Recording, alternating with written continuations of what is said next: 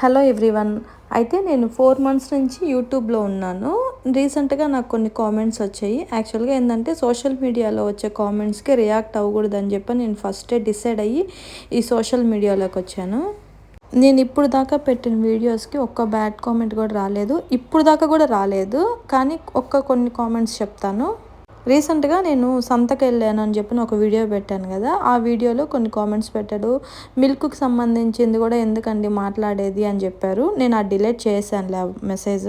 యాక్చువల్‌గా ఏందంటే డెలివరీ అయిన తర్వాత ఒక మదర్‌కి బ్రెస్ట్ మిల్క్ అనేది చాలా ఇంపార్టెంట్. అవి ఏందంటే చేపలు తినడం వల్ల ఏందంటే బ్రెస్ట్ మిల్క్ అనేది ఇంప్రూవ్ అవుతుందని చెప్పని నేను ఆ వీడియోలో జస్ట్ మెన్షన్ చేశాను అంతే.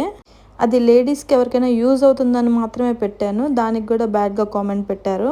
ఇంకొకతను వచ్చేసి పనికొచ్చే వీడియోస్ చేయమ్మా అని పెట్టారు. మన ఛానల్‌లో ఏందంటే కొన్ని కుకింగ్ వీడియోస్ పెడుతున్నాను. ప్లస్ ఏందంటే ఇంట్లో వ్లాగ్స్ అలాంటివి చిన్న చిన్న మినీ వ్లాగ్స్ పెడుతున్నాను. నేను చెదుల గురించి పెట్టాను. అది పనికొచ్చే వీడియోనే అనుకుంటున్నాను. ఇంకేందంటే నేను చేసే వంటలు కొన్ని మీకు యూజ్ అయితే యూజ్ చేసుకోండి. లేకపోతే స్కిప్ చేసేసేయండి అంతే కదా! కొంతమందికి మన వీడియోస్ నచ్చచ్చు, నచ్చకపోవచ్చు. అది వాళ్ళ ఇష్టము. దానికి మనం ఏం చేయలేం కదా! సరే ఇదంతా ఓకే కానీ మా ఇంటి పక్కనే వినాయక సాగర్ ఉంది. తిరుపతిలో వినాయక సాగర్ అనేది చాలామందికి ఐడియా ఉంటుంది కదా! అక్కడ ఏదో ఒక సెలబ్రేషన్స్ జరుగుతా ఉన్నాయి. క్రాకర్స్ స్టార్ట్ చేసి ఒక 100 ఇయర్స్ వరకు అయిందంట. దాని గురించి ఒక చిన్న సెలబ్రేషను.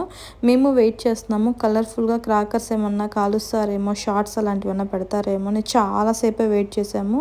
ఇంక చూసి ఇంక మా బాబుకి ఏందంటే నిద్ర వచ్చేసిందని చెప్పని ఇంక ఏడుస్తా ఉన్నాడు. ఇంక నేను ఇంట్లోకి వెళ్ళిపోయాను. నేను ఇంట్లోకి వెళ్ళి బాబుని ఇంకా ఫుడ్ అదంతా పెట్టేసి పడుకోబెట్టే టైంకి షార్ట్స్ అవి పెట్టారు. నేనైతే వీడియో తీసుకోలేకపోయాను. మిస్ అయ్యా.